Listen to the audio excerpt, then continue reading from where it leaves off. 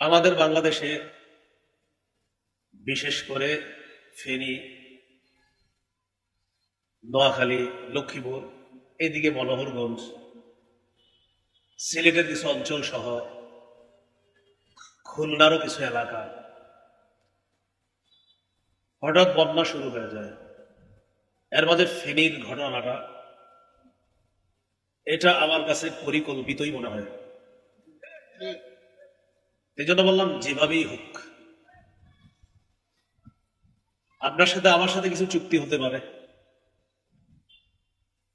সেই চুক্তির মধ্যে এই জাতীয় কোনো বিষয় থেকে থাকে। আমার দেশ উঁচা, আপনার দেশ নিচা, স্বাভাবিকভাবে আমার দেশে পানি জমলে সেই পানি আপনার দেশে যাবে, এখানে কিছু চুক্তি থাকে। প্রচুর পানি জমে গেলে আপনাকে জানিয়ে দিতে হবে যে কোনো মুহূর্তে কিন্তু আমাদের দেশের পানি তোমাদের দেশে যেতে পারে। জানিয়ে দেওয়ার অর্থ কি? অর্থ হলো যাদের ঘর বাড়ি, গাছপালা, পশু পাখি ইত্যাদি ডুবে যাওয়ার আশঙ্কা থাকতে পারে, তারা যেন সতর্ক অবস্থানে চলে যায়। এই জাতীয় সতর্ক বার্তা দেওয়া, এটাও একটা বড় রাষ্ট্রনীতির মধ্যে আছে। এই জন্য বললাম যেভাবেই হোক বন্যা শুরু হয়েছে। ক্ষয়ক্ষতি কি পরিমাণ হয়েছে এটা আরো কিছুদিন পরে জানা যাবে। আলহামদুলিল্লাহ, আমাদের বাংলাদেশের মানুষ যে কোনো দুর্যোগে এগিয়ে যায়, এটা সত্য কথা। এর চেয়ে বড় একটা সত্য কথা, যে কোনো দুর্যোগে ওলামায়ে কেরাম সর্বপ্রথম এগিয়ে যায়।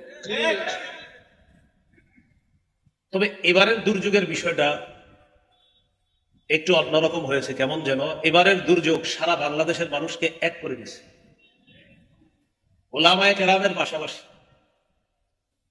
ছাত্র জনতা, সাধারণ মুসলমান, এমনকি অন্য ধর্মের মানুষও স্বতঃস্ফূর্ত ভাবে এই দুর্যোগে বানভাসী মানুষ যারা বন্যা কবলিত এলাকার পাশে সবাই একসাথে দাঁড়িয়ে কেমন যেন এই কথা বলতে চেয়েছে, আমরা সবাই মিলেমিশেই বাংলাদেশ।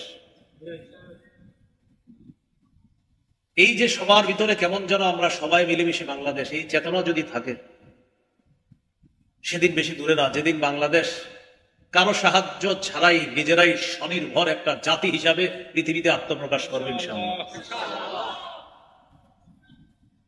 তাদের পাশে সহযোগিতা চলছে, চলতেছে, চলবে ইনশাআল্লাহ। মানব সেবার কিছু খাত আছে। মৌলিকভাবে আজকে আপনাদের সামনে আমি 10টি খাতের কথা বলবো। প্রথমে সংক্ষিপ্ত ভাবে বলি, পরে বিস্তারিত। মনে থাকলে ভালো, আর মনে না থাকলে 2-4টা পারলে মনে রাখেন। সংক্ষেপে 10টি খাতের কথা আমি বলি। 1 নম্বর, এতিমের সেবা করা, লালন পালন করা। 2, বিধবা নারীদের সহায়তা প্রদান করা। 3, দুস্থ অসহায় নিঃস্বদের সেবা করা। 4, অসুস্থ ব্যক্তির সেবা শুশ্রূষা করা। 5, প্রতিবেশীর প্রতি খেয়াল রাখা। 6, বিপদগ্রস্ত মানুষকে কর্জে হাসানা দেওয়া, খরচ ঋণ দেওয়া। 7, ত্রাণ সামগ্রী বিতরণ করা। 8, শরণার্থীদেরকে নিরাপদ আশ্রয় প্রদান করা। 9, রক্তদানের মাধ্যমে কারো জীবন যদি বেঁচে যায় তাহলে সাথে রক্ত দিয়ে জীবন বাঁচানোর চেষ্টা করা। জীবন তো আল্লাহ বাঁচাবে, বাকি জরিয়া মাধ্যম হওয়ার চেষ্টা করা, যে আমি রক্ত দিব, আল্লাহ চাইলে সে বেঁচে যেতে পারে, এই জন্য রক্ত দেওয়া। 10, সমাজ কল্যাণমূলক বিভিন্ন কাজকর্ম করা। এটা ব্যক্তিগত ভাবে হতে পারে, সাংগঠনিক ভাবে হতে পারে। এই 10টা খাত বললাম। আমি আবার বলি। 1 নম্বর, এতিমের লালন পালন করা। 2, বিধবা নারীকে সহায়তা প্রদান করা। 3, দুস্থ অসহায় দরিদ্রদের সেবা করা। 4, অসুস্থ ব্যক্তির সেবা শুশ্রূষা করা। 5, অভাবী প্রতিবেশীর খোঁজ খবর রাখা। 6, কর্জে হাসানা দেওয়া। 7, ত্রাণ সামগ্রী বিতরণ করা। 8, বিপদগ্রস্ত মানুষগুলা আশ্রয় প্রার্থনা করলে তাদেরকে নিরাপদ আশ্রয়ের ব্যবস্থা করা। 9, রক্ত দেওয়া, স্বেচ্ছায় সুস্থ মানুষ যারা আছে রক্তে সমস্যা না থাকলে তারা রক্ত দেওয়া। 10, সমাজ কল্যাণমূলক ভালো কাজ করা। এটা ব্যক্তিগত ভাবে হতে পারে, সাংগঠনিক ভাবে হতে পারে। এই হলো 10টি খাত বললাম, আরো আছে মৌলিক ভাবে 10টি। এক নম্বর, এতিমের লালন পালন করা। বন্যায় অলরেডি এমন শিশু পাওয়া গেছে যার মা কোথায়, বাবা কোথায়, আত্মীয় স্বজন কোথায়, হয়তো কারো কারো জানা গিয়েছে, কারো কারো এখনো জানা যায় নাই। এবং বন্যা পরিপূর্ণ শেষ হওয়ার পরে জানা যাবে এরকম আরো কত শিশু পাওয়া যায় বা পাওয়া গিয়েছে বা পাওয়া যাচ্ছে। এরা হলো এতিম। এতিমের লালন পালন করা। সূরা বাকারার ৮৩ নম্বর আয়াতে আল্লাহ তাআলা বলেন, লা তা'বুদুনা ইল্লাল্লাহ ওয়া বিল ওয়ালিদাইনি ইহসানা ওয়া দিল কুরবা ওয়াল ইয়াতামা ওয়াল মাসাকিন। তোমরা আল্লাহ ছাড়া কারো ইবাদত করো না। ওয়া বিল ওয়ালিদাইনি ইহসানা, পিতা মাতার প্রতি সদাচরণ করো। ওয়া দিল কুরবা, নিকট আত্মীয়দের প্রতি সদাচরণ করো। ওয়াল ইয়াতামা, এতিমদের প্রতি সদ্ব্যবহার করো। ওয়াল মাসাকিন, অসহায় দরিদ্রদের প্রতি সদ্ব্যবহার করো। আয়াতে এতিমদের কথা বলা হয়েছে। অসহায়দের যখন সেবা করবেন আপনি, এক নাম্বার দেখবেন খাত এসে যাবে এতিমের খাত। সূরা বাকারার ২১৫ নম্বর আয়াতে আল্লাহ তাআলা বলেন, ইয়াসআলুনাকা মাযা ইউনফিকুন, তারা আপনাকে জিজ্ঞাসা করে তারা কি খরচ করবে, কোন খাতে খরচ করবে। তারা আপনাকে জিজ্ঞাসা করে তারা কি খরচ করবে, কোন খাতে খরচ করবে।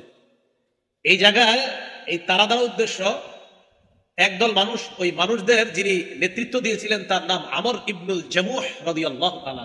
সাহাবীর নাম কি? আমর ইবনুল জামুহ। তিনি ওই সাহাবী, যে সাহাবী তার একটা পায়ের সমস্যা ছিল। রাসূলুল্লাহ সাল্লাল্লাহু আলাইহি সাল্লামকে বলেছিলেন, ইয়া রাসূলুল্লাহ, আমি যদি জিহাদের ময়দানে গিয়ে শহীদ হই তাহলে কি আমি আমার এই যে ন্যাংরা পা, এই পায়ের পরিবর্তে সুস্থ পা নিয়ে জান্নাতে চলতে পারবো? রাসূলুল্লাহ সাল্লাল্লাহু আলাইহি সাল্লাম বললেন, তুমি যদি জিহাদে যাও আর যদি শহীদ হয়ে যাও তো জান্নাতে তুমি সুস্থ পা নিয়ে চলতে পারবে। তিনি চলে গেলেন, তিনি শহীদ হয়ে গেলেন। শহীদ হওয়ার পর রাসূল সাল্লাল্লাহু আলাইহি সাল্লাম যখন তার সামনে দিয়ে অতিক্রম করলেন, করার পর নবী বললেন, কে এটা? সাহাবীরা বললেন, হুজুর আমর ইবনুল জামুহ এবং তার সাথে কয়েকজন সাথী তারা। নবীজি বললেন, হ্যাঁ, আমি দেখতে পাচ্ছি কেমন যেন আমর সুস্থ পা নিয়ে জান্নাতে হাঁটতেছে। জিজ্ঞাসা করলেন, ইয়া রাসূলুল্লাহ, কোন খাতে খরচ করব, কি খরচ করব? আল্লাহ তাআলা জানায় দিলেন, কুল মা আনফাকতুম মিন খায়র ফালিল ওয়ালিদাইন ওয়াল আকরাবিনা ওয়াল ইয়াতামা ওয়াল মাসাকিন ওয়া ইবনিস সাবিল। তারা আপনাকে জিজ্ঞাসা করে তারা কি খরচ করবে, কোন খাতে খরচ করবে। আপনি বলেন, তোমরা যে সমস্ত ভালো মালগুলো খরচ করো, এই মাল সম্পদ খরচ করবা পিতা মাতার জন্য, নিকট আত্মীয়ের জন্য, এতিমের জন্য, অসহায় দুস্থ দরিদ্রদের জন্য এবং নিঃস্ব মুসাফিরের জন্য। একজন মুসাফির সফর করতে এসে টাকা পয়সা শেষ হয়ে গেছে, তাকে তোমরা এই সমস্ত সম্পদগুলা দিবা। এর মধ্যে এতিমের কথাও আল্লাহ তাআলা বলছেন। একটা গুরুত্বপূর্ণ বিষয় মুসলমান ভাইরা, বন্যা পরবর্তী সময় এমন এতিম পাওয়া যাবে যার বাবার অঢেল সম্পত্তি ছিল কিন্তু বাবা শেষ, মাও নাই। ঘটনাচক্রে এই এতিম সন্তানটা এখন ওয়ারিশ। এই এতিমকে কি করবে জানেন? এলাকার কিছু হুমলা চুমলা নেতারা তাকে টার্গেট করবে যে ওরে কেন্দ্র করেই কিছু সম্পদ হাতিয়ে নিতে হবে। এই জন্য এলাকাবাসী যারা হবে, এলাকাবাসীর যারা দায়িত্বশীল ব্যক্তি, তারা সতর্ক অবস্থানে থাকতে হবে এতিমের সম্পদ যেন অন্যায়ভাবে কোনো নেতা খেতারা না খায়। এটা মাথায় রাখতে হবে। সূরা নিসার 10 নম্বর আয়াতে আল্লাহ তাআলা বলেন, ইন্নাল্লাযীনা ইয়াকুলুনা আমওয়ালাল ইয়াতামা যুলমা ইন্নামা ইয়াকুলুনা ফি বুতুনিহিম নারা ওয়া সায়াসলাউনা সাঈরা। যারা অন্যায়ভাবে এতিমের সম্পদ ভক্ষণ করে, আমার সাথে সবাই বলেন, যারা অন্যায়ভাবে এতিমের সম্পদ ভক্ষণ করে তারা তাদের পেটে আগুন খায়, আগুন ঢুকায়। তাহলে আমি এক অংশ, বাকি অংশ আপনারা বলবেন। যারা এতিমের সম্পদ ভক্ষণ করে তারা পেটে কি ঢুকায়? আল্লাহ তাআলা বলেন, ইন্নামা ইয়াকুলুনা ফি বুতুনিহিম নারা, তারা পেটে আগুন খায়। ওয়া সায়াসলাউনা সাঈরা, অচিরেই সত্তর তারা প্রজ্বলিত আগুনে, প্রজ্বলিত জাহান্নামে প্রবেশ করবে। এতিমের বক্ষণকারী যারা, এতিমের সম্পদ বক্ষণকারীরা সত্তর জাহান্নামে প্রবেশ করবে। নাউজুবিল্লাহ। সহিহ বুখারীর বর্ণনা 5304 নম্বর হাদিস। এই হাদিসের মধ্যে আছে قال رسول الله صلى الله عليه وسلم انا وكافل اليتيم في الجنة هكذا واشار بالسبابة والوسطى وفرج بينهما। আমার আঙ্গুলের দিকে তাকান সবাই। রাসূলুল্লাহ সাল্লাল্লাহু আলাইহি সাল্লাম তর্জনীয়ার মধ্যমা আঙ্গুল দিয়ে ইশারা করে বলেন, এই তর্জনীয়ার মধ্যমা আঙ্গুল এইভাবে করে মাঝে সামান্য ফাঁকা রেখে বললেন, এই তর্জনীয়ার মধ্যমা যেমন পাশাপাশি, আমি এবং এতিমের অভিভাবক এইভাবে পাশাপাশি জান্নাতে থাকব। মুসনাদে আহমদের হাদিস 1905 নম্বর হাদিস, 1905। এই হাদিসের মধ্যে আছে قال رسول الله صلى الله عليه وسلم من ضم يتيما بين أبوين مسلمين حتى يستغني عنه وجبت له الجنة البتة। রাসূলুল্লাহ সাল্লাল্লাহু আলাইহি সাল্লাম বলেন, যে ব্যক্তি এমন কোন এতিমকে লালন পালন করবে যে এতিম তার মুসলিম বাবাকে হারিয়েছে, মুসলিম মাকে হারিয়েছে। আবার মুসলিম বাবা মা হারানো কোন এতিমকে যদি কেউ লালন পালন করে, কতদিন? হাত্তা ইয়াস্তাগনিয়া আন, স্বাবলম্বী হওয়ার আগ পর্যন্ত। সে নিজে চলাচল করতে পারে, সে নিজে স্বাবলম্বী হয়েছে, এখন সে বুঝতেছে, চলতে পারে, জানতে পারে, এবং পর্যায়ে পৌঁছার আগ পর্যন্ত যে এতিমের লালন পালন করবে তার জন্য অবধারিতভাবে জান্নাত ওয়াজিব হয়ে যায়। ওয়াজাবাত লাহুল জান্নাহ আল বাত্তাতা, তার জন্য অবধারিতভাবে জান্নাত ওয়াজিব হয়ে যায়। তো বলছিলাম, এতিমের লালন পালন করা এটা মানব সেবার একটা অন্যতম খাত। বন্যা কবলিত এলাকায় এমন এতিম পাওয়া যাবে, আবার আপনাদের এলাকায় আশেপাশে এরকম এতিমের সন্ধান পাবেন। তো এতিমের প্রতি আমরা সবাই যেন যত্নবান হতে পারি, আল্লাহ তৌফিক দান করেন। দ্বিতীয় খাত, বিধবা নারীকে সহায়তা প্রদান করা। বন্যা পরবর্তী সময় অসংখ্য বিধবা নারী পাওয়া যাবে। অসংখ্য পুরুষ আছে এমন যারা তার স্ত্রীকে হারিয়েছে, সন্তান হারিয়েছে। কেউ স্ত্রী হারা স্বামী হয়েছে, কেউ স্বামী হারা বিধবা স্ত্রী হয়েছে। তো যারা পুরুষ তারা তো তাদের জীবনটা কষ্ট করে হলেও একটা সময় আশা করি আমরা ইনশাল্লাহ আবার সে ঘুরে দাঁড়াবে। কিন্তু যেই নারী তার স্বামীকে হারিয়েছে, একজন বিধবা নারী, সমাজে তিনি ঘুরে দাঁড়ানোটা নারী হিসাবে তার জন্য অনেক মুশকিল। এই জন্য মানব সেবার অন্যতম একটা খাত হলো বিধবা অসহায় নারী যারা, তাদের প্রতি সহায়তা প্রদর্শন করা। কাঁধে করে, মাথায় করে, বোঝা করে হলেও আপনার তাদের কাছে সহায়তা পৌঁছে দেওয়া। এটা ছবি দেওয়া দরকার নাই আপনার, আপনি শুধু নিয়ে যাচ্ছেন, এতটুকু জনগণ জানতে পারে, সমস্যা নেই। যাকে দিচ্ছেন তার এখানে শুধু পৌঁছে দিয়ে আপনি চলে আসেন। সহিহ বুখারীর বর্ণনা 5353 নম্বর হাদিস। এই হাদিসের মধ্যে আছে قال رسول الله صلى الله عليه وسلم الساعي على الأرملة والمسكين كالمجاهد في سبيل الله أو القائم الليل الصائم النهار। রাসূলুল্লাহ সাল্লাল্লাহু আলাইহি ওয়াসাল্লাম বলেন, অসহায় বিধবা নারীকে সহায়তা প্রদান করার জন্য যারা এগিয়ে যায়, আল্লাহর রাস্তায় জিহাদ করলে, সারা রাত নফল নামাজ পড়লে, সারা দিন বিরামহীন নফল রোজা রাখলে যে সওয়াব, আল্লাহর রাস্তায় জিহাদ করলে যে সওয়াব, সারা রাত জাগ্রত থেকে নফল নামাজ পড়লে যে সওয়াব, সারা দিন রোজা রাখলে যে সওয়াব, অসহায় বিধবা নারীকে সহায়তা প্রদান করলে আল্লাহ তাকে সেই সওয়াব দান করবেন। তাহলে মুজাহিদের সওয়াব পাবে, সারা রাত নফল নামাজের সওয়াব পাবে, সারাদিন নফল রোজা রাখার সওয়াব পাবে। বিধবা অসহায় নারী যারা, তাদের প্রতি যেন আমরা সহায়তা প্রদর্শন করতে পারি, সহায়তা প্রদান করতে পারি, তাদের পর্যন্ত যেন আমরা সুন্দরভাবে তারা যা যা প্রাপ্য এগুলা পৌঁছে দিতে পারি, এই হাদিয়া তাদের কাছে সুন্দরভাবে আল্লাহ পৌঁছে দেওয়ার তৌফিক দান করেন। সেবার তৃতীয় খাত, রোগীর সেবা শুশ্রূষা করা। বন্যা কবলিত মানুষগুলোর জন্য সবচাইতে যে জিনিসটা দরকার কিন্তু পাচ্ছে না, সেটা হলো স্বাস্থ্য সেবা। কিভাবে পাবে বলেন? একজন ডাক্তার তো আর হসপিটালটা নিয়ে এখানে আসতে পারে না, সর্বোচ্চ আপনার কিছু নিয়ে ব্যাগে নিয়ে চলে আসবে। এটা আপনার একটা রোগীর জন্য যা যা দরকার, কত কিছু প্রয়োজন, এগুলো সব নিয়ে একজন ডাক্তারের পক্ষেও যাওয়া সম্ভব না। তো যতটুকু পারা যায় তাদের স্বাস্থ্য সেবা নিশ্চিত করা, এটা কিন্তু দায়িত্ব কর্তব্য। এই ব্যানারের উপরে যে সমাজ কল্যাণমূলক লেখা, এটা তাদেরও দায়িত্ব কর্তব্য যে তারাও খুঁজে খুঁজে এই মনোহরগঞ্জের কারা স্বাস্থ্য সেবা পাচ্ছে না, তাদের কাছে এই স্বাস্থ্য সেবা পৌঁছে দেওয়া, এটাও তাদের দায়িত্ব কর্তব্য হয়ে যায়। তিরমিজির বর্ণনা 2737 নম্বর হাদিস, 2737 নম্বর হাদিস। এই হাদিসের মধ্যে আছে قال رسول الله صلى الله عليه وسلم للمؤمن على المؤمن 6 خصال। সবাই মিলেমিশে বলেন, একজন মুসলমানের উপর অপর মুসলমানের জন্য 6টি হক রয়েছে। কয়টি হক রয়েছে ভাই? এবার একটু একটু করে আমি বলি, মন দিয়ে শুনেন। ইয়াউদুহু ইদা মারিদা, কোন মুসলমান অসুস্থ হলে তাকে দেখতে যাওয়া, এটা আমার উপর কর্তব্য, আরেক মুসলমান আমার কাছে এই হক পাওয়া।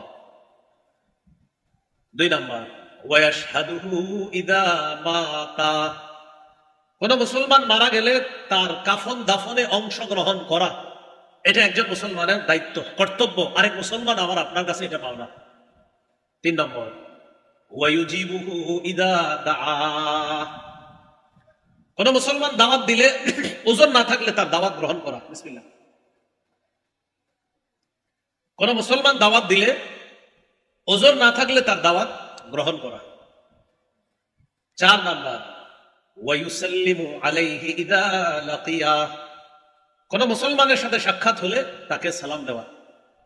আমাদের সমাজে আবার আমরা মুরব্বী পর্যায়ের বা একটু বয়স্ক পর্যায়ের যারা আছি, সবাই না, সবার একটা অভিযোগ থাকে, তোমার ছেলে সালাম দেয় না, তোমার ছেলে সালাম দেয় না, অথবা হুজুর আপনার মাদ্রাসার এই ছোট্ট পোলাপান গুলা ডেলি আমার সামনে দিয়ে যায়, আমাকে সালাম দেয় না, এরকম একটা অভিযোগ থাকে।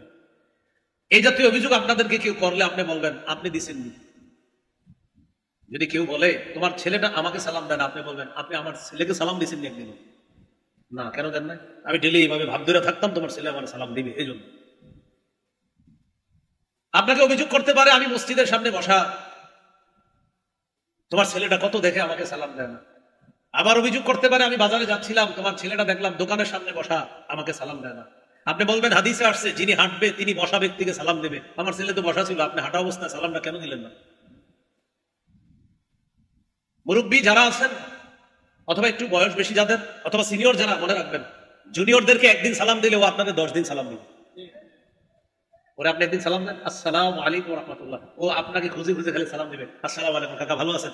আপনি একদিন সালাম দিয়েছেন, আসলে সালাম দিয়েছেন মানে ওরে শিখিয়ে দিলেন যে একজন মুসলমান আরেকজন মুসলমানের সাথে সাক্ষাৎ হলে সালাম দিতে হবে। তাহলে সালামের অপেক্ষায় থাকবো না সালাম দিব? সবাই সালামের অপেক্ষায় থাকবো না সালাম দিব? বলেন ইনশাআল্লাহ। তাহলে আগে সালাম দিব। আল বাদি বিস সালাম বারিউম মিনাল কিবর, যে প্রথমে সালাম দিবে সে অহংকার থেকে মুক্ত হয়ে যাবে। সুবহানাল্লাহ। তো 4 নাম্বার, ওয়ায়ুসাল্লিমু আলাইহি ইদা লাকিয়া, কোন মুসলমানের সাথে সাক্ষাৎ হলে তাকে সালাম দিবে, মুসলমানকে সালাম দিবে। আল্লাহ আমাদের সকলকে এই হকগুলো আদায় করার তৌফিক দান করেন। ওয়ায়ানসাহু লাহু ইদা গাবা আও শাহিদা, কোন মুসলমান যদি অনুপস্থিত থাকে অথবা উপস্থিত থাকে তার কল্যাণ কামনা করা। কোন মুসলমান উপস্থিত থাকে অথবা অনুপস্থিত থাকে তখন তার কল্যাণ কামনা করা। তাহলে আমরা সবাই আরেক মুসলমানের কল্যাণ কামনা করব, তিনি উপস্থিত থাকলেও তার কল্যাণ কামনা করব, অনুপস্থিত থাকলেও তার কল্যাণ কামনা করব। 6 নাম্বার, ওয়ায়ুশাম্মিতুহু ইদা আতাসা, কোন মুসলমান হাঁচি দিলে হাঁচি দেওয়ার পর দেখবেন বলবে আলহামদুলিল্লাহ, আপনি জবাবে বলবেন ইয়ারহামুকাল্লাহ। মনে থাকবে ইনশাআল্লাহ। এই 6টি হক, এর মধ্যে একটা হক হলো ইয়াউদুহু ইদা মারিদা, কোন মুসলমান অসুস্থ হলে তাকে দেখতে যাওয়া। সহিহ বুখারীর বর্ণনা 5373 নম্বর হাদিস। এই হাদিসের মধ্যে আছে قال رسول الله صلى الله عليه وسلم اطعموا الجائع, রাসূলুল্লাহ সাল্লাল্লাহু আলাইহি ওয়াসাল্লাম বলেন তোমরা ক্ষুধার্তকে খাওয়াও। ওয়াউদুল মারিদা, অসুস্থ ব্যক্তিকে সেবা শুশ্রূষা করো, দেখতে যাও। ওয়াফুকুল আনিয়া, নিরপরাধ বন্দীদেরকে ছুটানোর ব্যবস্থা করো, নিরপরাধ কয়েদিদেরকে ছুটানোর ব্যবস্থা করো। এমনও কয়েদি পাবেন আপনি 15-16 বছর জেলখানায়, সে নিজেও জানে না সে কেন জেলে। আপনি জিজ্ঞাসা করবেন, সে নিজেও জানে না। তো নিরপরাধ যারা তাদেরকে ছুটানোর ব্যবস্থা করা। প্রিয় এলাকাবাসী, আপনাদের প্রতি আমার একটা আবদার থাকবে, বাস্তবিক অর্থে যারা নিরপরাধ তিনি যেই দলের হোক তাকে এলাকাবাসী মিলেমিশে সেভ করার চেষ্টা করবেন, বাস্তবিকই যদি উনি নিরপরাধ হয়। আর বাস্তবিক অপরাধী যারা, তারা যেন তাদের অপরাধের শাস্তি হওয়ার পর তারা পবিত্র হতে পারে, এটার জন্য চেষ্টা করে। মূল কথা, অপরাধী যেন তার অপরাধের শাস্তি পাওয়ার পর পবিত্র হয়, আর নিরপরাধ কোনো মানুষ যেন অযথা হয়রানির শিকার না হয়। তাহলে নিরপরাধরা অযথা হয়রানির শিকার যেন না হয়, এই বিষয়গুলো খেয়াল রাখা। রাসূলুল্লাহ সাল্লাল্লাহু আলাইহি সাল্লাম তিনটি হুকুম করলেন। এক নাম্বার, ক্ষুধার্ত যারা তাদেরকে খাওয়াও। দুই নাম্বার, অসুস্থ ব্যক্তি তাদের সেবা শুশ্রূষা করো। তিন নাম্বার, নিরপরাধ যারা তাদেরকে ছুটানোর ব্যবস্থা করো। সহিহ মুসলিমের একটি হাদিস শোনায় আপনাদেরকে, 2568 নম্বর হাদিস, 2568 নম্বর হাদিস। এই হাদিসের মধ্যে আছে, قال رسول الله صلى الله عليه وسلم من عاد مريضا لم يزل في خرفة الجنة حتى يرجع। নবীজি বলেন, কোন মানুষ যখন কোন অসুস্থ ব্যক্তির সেবা শুশ্রূষা করতে যায়, তাকে দেখতে যায়, অসুস্থ ব্যক্তির ওই স্থান থেকে ফিরে আসার আগ পর্যন্ত, যেই ব্যক্তি অসুস্থ ব্যক্তিকে দেখতে যায়, রোগীর কাছ থেকে ফিরে আসার আগ পর্যন্ত সে জান্নাতের ফলের বাগানে ঘুরে বেড়ায়। ফি খুরফাতিল জান্নাত, সে জান্নাতের ফলের বাগানে থাকে। সাহাবীগণ প্রশ্ন করলেন, ওয়া মা খুরফাতুল জান্নাতি ইয়া রাসূলুল্লাহ, হুজুর জান্নাতের খুরফা আবার কি জিনিস? নবী বললেন, জান্নাতের খুরফা হলো জান্নাতের ফল, ফলাদি। কোন ব্যক্তি যখন রোগীর সেবা শুশ্রূষা করে, তাকে দেখতে যায়, রোগীর কাছ থেকে ফিরে আসার আগ পর্যন্ত সে আল্লাহর জান্নাতের ফলের বাগানের মধ্যে থাকে।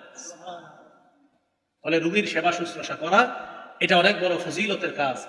আমরা এই ফজিলতের কাজ যেন সবাই করতে পারি, আল্লাহ তৌফিক দান করেন। রাসূলুল্লাহ সাল্লাল্লাহু আলাইহি ওয়াসাল্লামের আরেকটি হাদিস আমরা শুনি।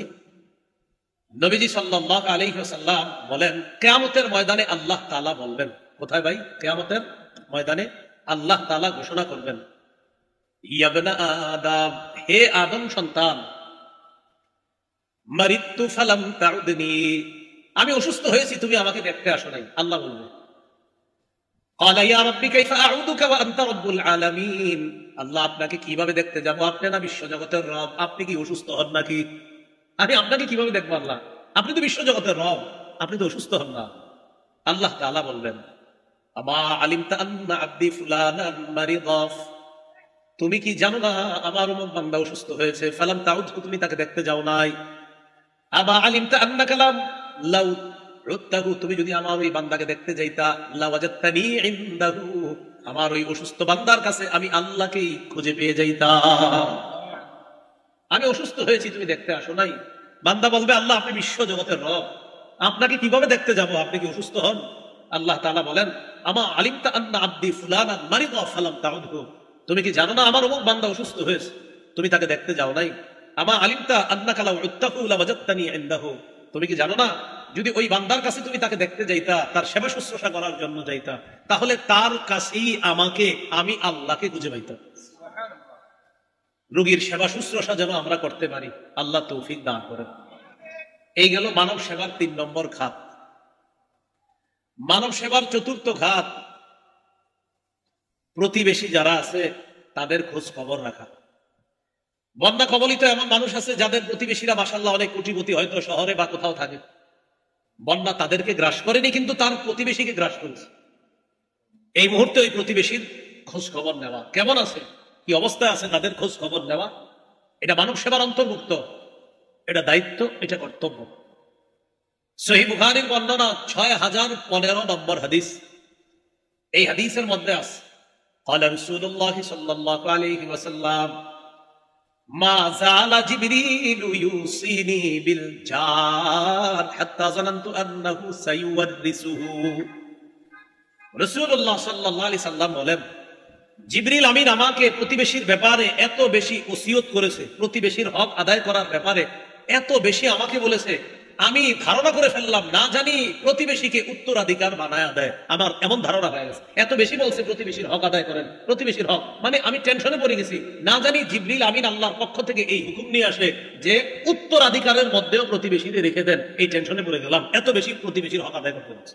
মাসালা মনে রাখবেন, প্রতিবেশী তারা কিন্তু উত্তরাধিকারের হক না, মিরাজ তারা পাবে না। নবীজি বলেন এত বেশি প্রতিবেশীর হক আদায় করতে বলছে, আমার ধারণা হয়ে গেল না জানি কখন বলে ফেলে যে প্রতিবেশীকেও মিরাজের হকের অন্তর্ভুক্ত বানায় দেন, আমার এরকম ধারণা হয়ে গেছে। এটা কি বুঝাইলেন নবী? গুরুত্ব বুঝাইলেন প্রতিবেশীর হক আদায় করা কতটা জরুরি।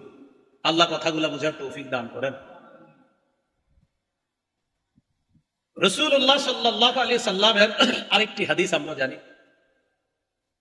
সহিহ মুসলিমের 46 নম্বর হাদিস।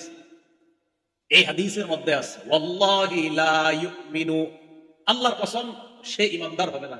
বলেন তো কি বললাম? আল্লাহর কসম সে, মনে রেখে কিন্তু কথাটা নবী আবার বলতেছে ওয়াল্লাহি লা ইউমিনু, দুইবার আল্লাহর কসম সে, আবার ওয়াল্লাহি লা ইউমিনু, আল্লাহর কসম সে।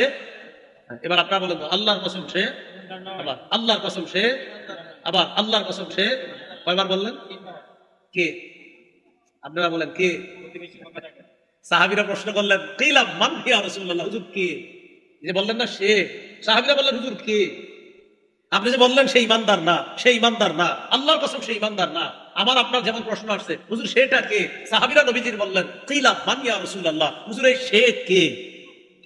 তখন রাসূলুল্লাহ সাল্লাল্লাহু আলাইহি সাল্লাম বললেন আল্লাযী লা ইয়ামানু জারুহু বাওয়াইতা, যার প্রতিবেশী তার অনিষ্টতা থেকে নিরাপদ না, যার প্রতিবেশী তার অনিষ্টতা থেকে, আমার প্রতিবেশী আমার অনিষ্টতা থেকে নিরাপদ যদি না হয়, আমার প্রতিবেশী আমার অনিষ্টতা থেকে যদি নিরাপদ না হয়, নবীজি বলেন আল্লাহর কসম সে ঈমানদার না, আল্লাহর কসম সে ঈমানদার না, আল্লাহর কসম সে ঈমানদার না।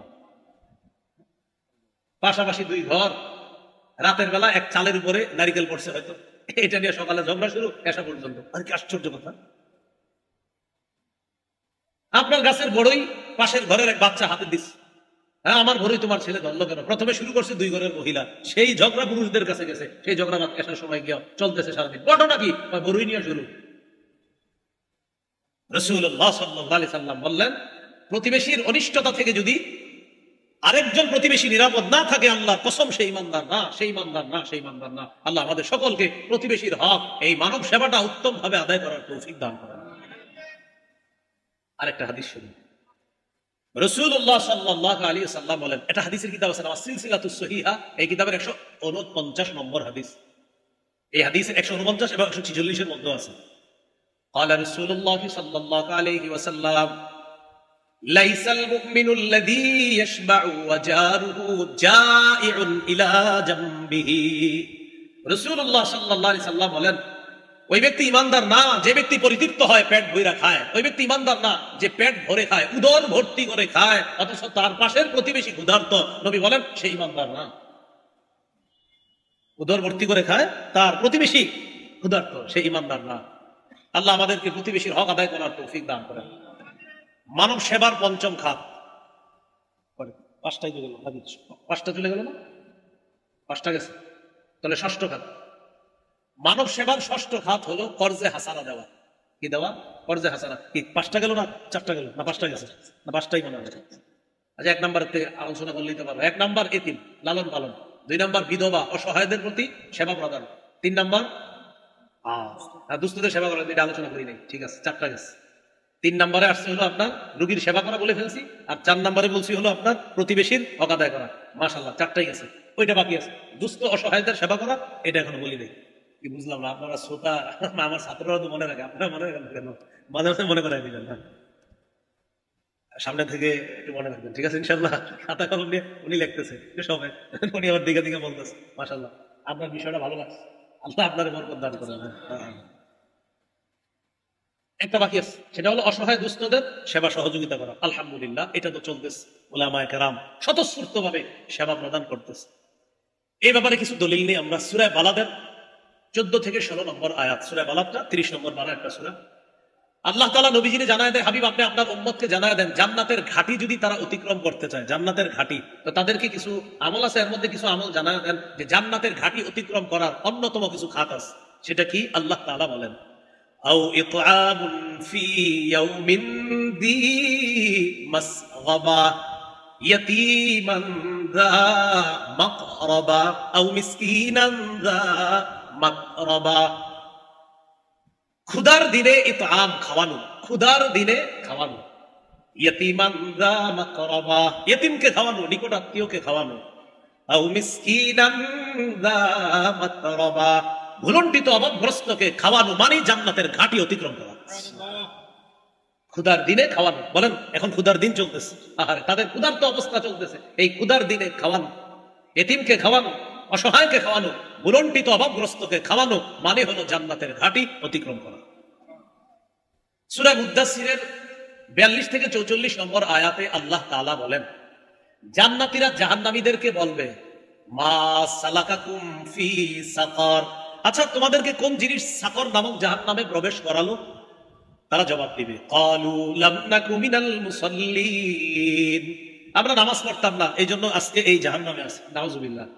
ওয়া লাম নাকু নুতঈমুল মিসকিন, আমরা অসহায়দেরকে খাওয়াইতাম না, দুস্থ নিঃস্ব যারা তাদের খাবারের ব্যবস্থা করতাম না, তাই আজকে আমাদের এখানে অবস্থান। প্রিয় ভাইরা, দুস্থ অসহায় যারা, তাদের যতদিন পর্যন্ত এরকম অবস্থা চলতে থাকবে ইনশাআল্লাহ ততদিন আমরা সহযোগিতার হাত অব্যাহত রাখবো ইনশাআল্লাহ।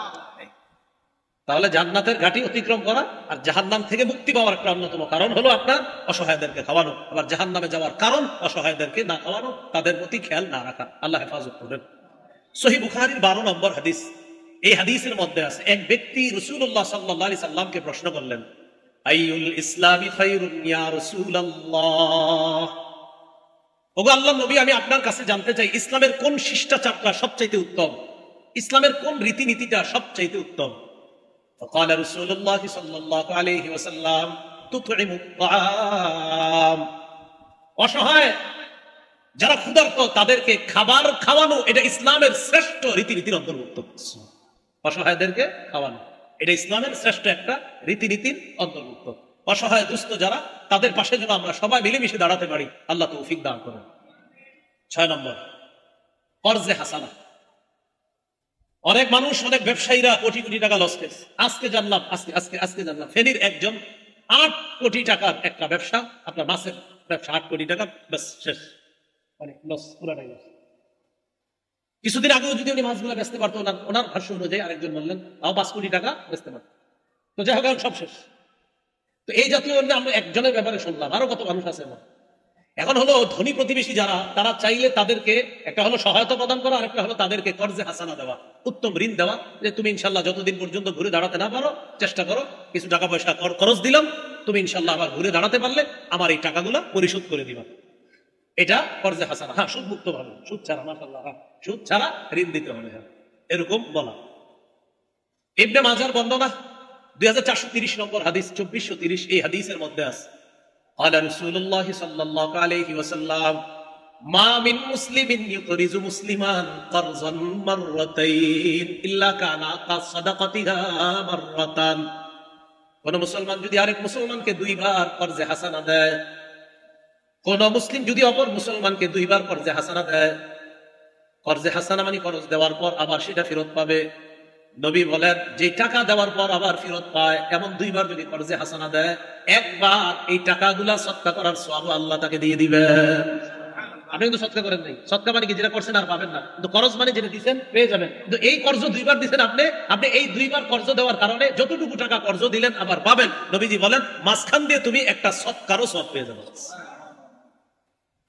তাবরানীর একটা বর্ণনা আসছে, কুল্লু কর্জিন সাদাকাতুন, প্রত্যেকটা কর্জে হাসানার মধ্যে সদকা করার সওয়াব আছে। সুবহানাল্লাহ। তো এই জন্য বিত্তশালী যারা এক তো সহায়তা প্রদান করছে আলহামদুলিল্লাহ, আরেকটা হলো বড় বড় ব্যবসায়ী যারা, পাশাপাশি 2 জন ব্যবসায়ী, একজন লস খেয়ে গেছে, তো আরেকজন তাকে এরকম কর্জে হাসানা দিতে পারে, এই ব্যাপারে ইসলাম উৎসাহিত করেছে। আল্লাহ কথাগুলো গুরুত্ব সহকারে দেওয়ার তৌফিক দান করেন। 7 নম্বর খাত, ত্রাণ বিতরণ করা। এটা চলতেছে। ত্রাণ শব্দটা আপনারা যখন বিতরণ করবেন তখন আপনারা বলবেন আমরা তাদের কাছে হাদিয়া পৌঁছে দিলাম, আর যাদেরকে দিচ্ছি তাদের ছবি তোলা অতটা দরকার নেই। দেখেন অনেক সময় এমনও মানুষ থাকে ওখানে যিনি আসলে কিছুদিন আগে কোটিপতি ছিল, লাখপতি ছিল, এই বেচারাও আপনার কাছ থেকে আসতে পরিস্থিতির শিকার এই জিনিসগুলো গ্রহণ করতেছে। তো উনি না লজ্জা পায় যখন ওনার ছবিটা আপনি তোলেন, এই জন্য ওনার ছবিটা তোলার প্রয়োজন নাই। ওলামা হযরতরা আছেন, কি বলেন এই ব্যাপারে একমত কিনা? ওনার ছবিটা দেখেন, তোলা দরকার নেই। উনি এমন একজন মানুষ যে উনি আসলে ছিল একজন আত্মমর্যাদাবাদ সম্পন্ন ব্যক্তি ছিলেন, কখনো হাত পাতার মতো মানুষ ছিলেন না তিনি। তো যাই হোক, এই পরিস্থিতি হয়ে গিয়েছে, এই জন্য আমরা ওখানে গিয়ে ঠিক আছে যে অমুক এলাকায় আছি, আমরা ত্রাণ দিতেছি, এতটুকু ঠিক আছে। কিন্তু এমন এমন কিছু মানুষ আছে তাদের ছবিটা যখন আপনি তোলেন, এরা লজ্জায় দেখা যায় অন্যদিকে তাকিয়ে থাকে, নিচের দিকে। তো এই কাজগুলা থেকে একটু সতর্কতা অবলম্বন করা। আল্লাহ আমাদেরকে কথাগুলা আকল দিয়ে বুঝার তৌফিক দান করে। তো ত্রাণ সহায়তা প্রদান করা এটাও কর্তব্য, এটা উচিত। আলহামদুলিল্লাহ, এই ব্যাপারে ওলামায়ে কেরাম সহ সবাই এগিয়ে আসতেছে, যথেষ্ট সহযোগিতা তাদের পর্যন্ত পৌঁছে দিচ্ছে। আল্লাহ যেন আরো বেশি বেশি তাদের এই খেদমত করতে পারে, ওলামায়ে কেরাম সহ সবাই যেন খেদমত গুলা করতে পারে, আল্লাহ তৌফিক দান করেন। এখন এই যে তাদের কাছে আমরা এগুলা পৌঁছে দিচ্ছি, এই বিষয়গুলা, এগুলা কিন্তু এরকম মনে না করা যে আমি মনে হয় ঠিকা তার কাছে গেছি, না, বরং এটা মনে করা উচিত যে আপনারা এই অধিকার গুলা পাও না, আমরা আসছি আপনাদের কাছে এগুলো পৌঁছায় দেওয়ার জন্য। সহিহ মুসলিমের বর্ণনা 2699 নম্বর হাদিস, 2699 এই হাদিসের মধ্যে আছে, ক্বালা রাসূলুল্লাহ সাল্লাল্লাহু আলাইহি ওয়াসাল্লাম, রাসূলুল্লাহ সাল্লাল্লাহু আলাইহি ওয়াসাল্লাম বলেন, যে ব্যক্তি দুনিয়াতে কোন একজন মুসলমানের একটা পেরেশানি লাঘবের চেষ্টা করে, কয়টা পেরেশানি? একটা পেরেশানি লাঘবের চেষ্টা করবে। মান ইয়াসসারা কুরবাতাম মিন কুরাবিদ দুনিয়া, আরেকটা বর্ণনা আছে মান ইয়াসসারা আলা মুহসিরিন। কোন মুসলমান যদি আরেক মুসলমানের একটা পেরেশানি, দুনিয়াবি পেরেশানি দূর করে, একটা দুনিয়াবি পেরেশানি দূর করে, আল্লাহ তাআলা কিয়ামতের ময়দানে তার কঠিন একটা পেরেশানি থেকে আল্লাহ তাকে হেফাজত করবেন। আবু দাউদের বর্ণনা আসছে 4946 নম্বর হাদিসে আছে, মান ইয়াসসারা আলা মুহসিরিন ইয়াসসারাহুল্লাহু আলাইহি। কোন অভাবগ্রস্ত ব্যক্তির যদি কেউ সহায়তা প্রদান করে, কঠিন বিপদে আছে এমন কোন মুসলমানের কেউ সহায়তা প্রদান করে, আল্লাহ তাআলাও তাকে কঠিন বিপদের সময় আল্লাহ তার অনেক বিষয়কে সহজ করে দিবেন। ত্রাণ ইত্যাদি গুলা দেওয়া, কঠিন বিপদগ্রস্ত মানুষের কাছে পৌঁছে দেওয়া, আশা করা কিয়ামতের ময়দানে কঠিন বিপদ থেকে আল্লাহ আমাকে হেফাজত করবেন। এগুলো ত্রাণ সামগ্রী 7 নাম্বার। 8 নাম্বার, শরণার্থীদেরকে আশ্রয় দেওয়া। এটা মাশাআল্লাহ মাদ্রাসাগুলা, মসজিদগুলা সবচেয়ে বড় ভূমিকা রাখছে। মাদ্রাসা আলহামদুলিল্লাহ, বড় বড় মাদ্রাসাগুলাতে আপনি গিয়ে দেখেন, এখন হিন্দুরা আছে, মুসলমানরা আছে, মসজিদেও হিন্দুদেরকে মুসলমানরা আশ্রয় দিচ্ছে। সারা দুনিয়াবাসীকে এটা বলে দেওয়া যে ইসলাম একমাত্র ধর্ম যা সমস্ত ধর্মের মানুষের নিরাপত্তা নিশ্চিত করে। কোন ধর্ম? ইসলাম। এটা বুঝা ঠিক না, না বুঝা? এটা আসলেই ঠিক, বলেন আসলেই ঠিক। ইসলাম একমাত্র ধর্ম যেটা সারা পৃথিবীর সব ধর্ম বর্ণ সবার জাতি নির্বিশেষ সবার নিরাপত্তা নিশ্চিত করে। এটার নাম কি? এজন্য কোন দেশের রাষ্ট্র ধর্ম যদি ইসলাম হয়ে যায়, এর মানে সকল ধর্মের মানুষগুলা নিরাপত্তার চাদরে চলে আসবেই ইনশাআল্লাহ। কথা মন দিয়ে শোনা নেই, কি বললাম? কোন দেশের কি ধর্ম? আমাদের দেশের রাষ্ট্রীয় ধর্ম তো ইসলামী, এটা না, যেটা আছে এখন এরকম বলেন ইসলামী হুকুমত, কোরআনের আইন যদি চালু হয়ে যায়, তাহলে সব ধর্মের বর্ণের মানুষগুলা নিরাপত্তা পাবে ইনশাআল্লাহ। যে আল্লাহর কাছে দোয়া করবো, আল্লাহ আমরা সবাই যেন নিরাপদে থাকতে পারি। এই জন্য আল্লাহ আপনি রাসূল সাল্লাল্লাহু আলাইহি সাল্লামের সেই শাসন ব্যবস্থা আমাদের দেশে কায়েম করেন, পুরাটা বাংলা একসাথে মিলিয়ে ফেলেন। আল্লাহ আমরা সবাই যেন শান্তিতে থাকতে পারি। এটা হিন্দুদেরকে বুঝাবেন, অন্য ধর্মের মানুষদেরকে বুঝাবেন যে রাসূলুল্লাহ সাল্লাল্লাহু আলাইহি সাল্লামের আদর্শ যখন দেশে বাস্তবায়ন হয়ে যাবে, তোমরাও নিরাপদ থাকবা, আমরাও নিরাপদ। আবু দাউদের বর্ণনা 4941 নম্বর হাদিস, এই হাদিসের মধ্যে আছে, বলছিলাম শরণার্থী যারা তাদেরকে নিরাপত্তা দেওয়া, নিশ্চিত করা, তাদের প্রতি দয়া প্রদর্শন করা। قال رسول الله صلى الله عليه وسلم ارحموا من في الارض يرحمكم من في السماء। দুনিয়াবাসীর প্রতি তোমরা দয়া করো, আসমান ওয়ালা তোমাদের প্রতি দয়া করবে। সহিহ বুখারী বর্ণনা 7273 নম্বর হাদিস, 7273 7273 এই হাদিসের মধ্যে আছে। قال رسول الله صلى الله عليه وسلم لا يرحم الله من لا يرحم الناس। যারা মানুষের প্রতি দয়া করে না তাদেরকে আল্লাহ দয়া করে না, যারা মানুষের প্রতি দয়া করে না তাদেরকে আল্লাহ দয়া করে না। তাই এই মুহূর্তে যারা বিপদগ্রস্ত তাদেরকে আশ্রয় দেওয়া আমার আপনার আমাদের সকলের দায়িত্ব, কর্তব্য। আল্লাহ এই কর্তব্যগুলো পালন করার তৌফিক দান করেন। 9 নম্বর খাত, 9 নম্বর রক্তদান করা। রক্তের প্রয়োজনে হতে পারে। ওলামায়ে কেরাম মুফতিয়ানে কেরামের ফতোয়া হলো প্রয়োজনে রক্ত দেওয়া জায়েজ আছে, যদিও অন্য অঙ্গ প্রত্যঙ্গ দেওয়া এটার ব্যাপারে আমার কঠিন মাসালা, অন্য অঙ্গ প্রত্যঙ্গ চাইলে দিতে পারবে না। রক্তের ক্ষেত্রে ওলামায়ে কেরাম বলছেন এটা দেওয়া যেতে পারে প্রয়োজনে, তো রক্ত দেওয়া এটা জায়েজ আছে। কারণ একটা মানুষের জীবন যদি আপনার কারণে বেঁচে যায়, সারা দুনিয়ার মানুষকে বাঁচানোর সওয়াব পাবেন। সূরা মাইদার 32 নম্বর আয়াতে আল্লাহ তাআলা বলেন, মান আহইয়াহা ফাকান্নামা আহইয়ান নাসা জামিআ, কেউ যদি একটা মানুষের জীবন বাঁচায় সে কেমন যেন সারা পৃথিবীর মানুষের জীবন বাঁচায়। এইগুলো 9 নম্বর। 10 নম্বর সমাজ কল্যাণমূলক সেবা দান করা। এটা যে বললাম কোরআন সুন্নাহ, এই যে সমাজ কল্যাণমূলক মাথায় আছে, তো এদেরকে সেবা দান করা। এই সমাজ কল্যাণমূলক কাজটা আবার বলছি ব্যক্তিগতভাবে হতে পারে, সাংগঠনিক ভাবে হতে পারে, তবে এই পজিশনে সাংগঠনিক ভাবে করাটাই উত্তম। বর্তমান যে পরিস্থিতি, এই পরিস্থিতিতে সমাজ কল্যাণমূলক কাজগুলা কিভাবে করা উত্তম ভাই? সাংগঠনিক ভাবে। সাংগঠনিক ভাবে করলে এটা একটা জোর থাকে, এটা একটা বল থাকে, এই জন্য সাংগঠনিক ভাবে আমরা এই কাজগুলা করবো, বলি ইনশাআল্লাহ। তাহলে এই আত্মমানবতার সেবায় আমরা সবাই এগিয়ে যাবো তো ইনশাআল্লাহ। বামভাষী যারা আছে তাদের পাশে আমরা দাঁড়াবো, সকলে বলি ইনশাআল্লাহ। আমরা কেউ উঠাউঠি করবো না, মাত্র আলোচনা শুরু হলো, আমি শুরু করে দিলাম, আমাদের উস্তাদে মুহতারাম ইনশাআল্লাহ আলোচনা সমাপ্ত করবেন।